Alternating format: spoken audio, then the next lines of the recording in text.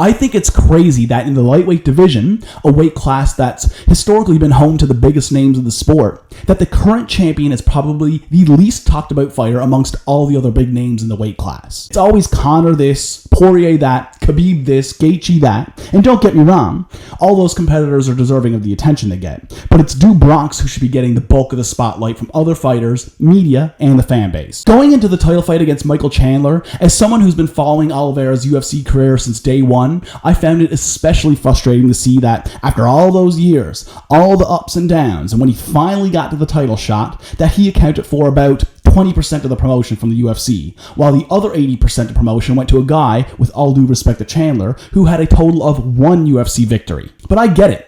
This is a business and this is fight promotion. And the reality is, Oliveira not only doesn't self-promote, he doesn't give the UFC anything to work with. He doesn't speak a lick of English, has shown zero desire to do the whole phony trash talk nonsense to drum up interest in his fights, and he didn't move to America the moment he got success. Oliveira stayed right where he's always been, living a humble lifestyle, the same place he grew up. Just because he isn't on the self-promotion train doesn't mean that there isn't an amazing story to be told and an incredible fighter to be promoted that the fans can get behind. We've had many non-English speaking stars in this sport over the years. It was only once he finally got the title shot that word of Oliveira and his story started coming to the forefront, thanks largely to a story by MMA Fighting's Guilherme Cruz, in which he spoke to Oliveira's parents and uncovered some incredible facts about the champion.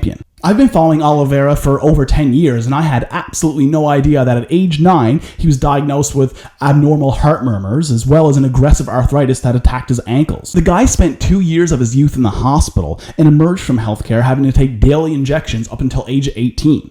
He was a guy who was told by doctors that he may never walk again. But as the article by Cruz revealed, as much as he was being discouraged by health professionals, one day Oliveira told his parents that he'd rather die than to continue to not do the things that he loves. Fast forward 13 years and Oliveira's out there knocking out Michael Chandler in devastating fashion to become the UFC lightweight champion. And here I am feeling like people need to be reminded who the champion is, because most seem to be busy talking about everybody else but Oliveira. Something else I've never seen addressed or talked about that I imagine has never been a part of the narrative for the same reason the other aspects of his stories aren't, simply because Oliveira doesn't complain or make excuses, is his vision. I've always noticed that he wears glasses to the weigh-ins and on his walk to the octagon.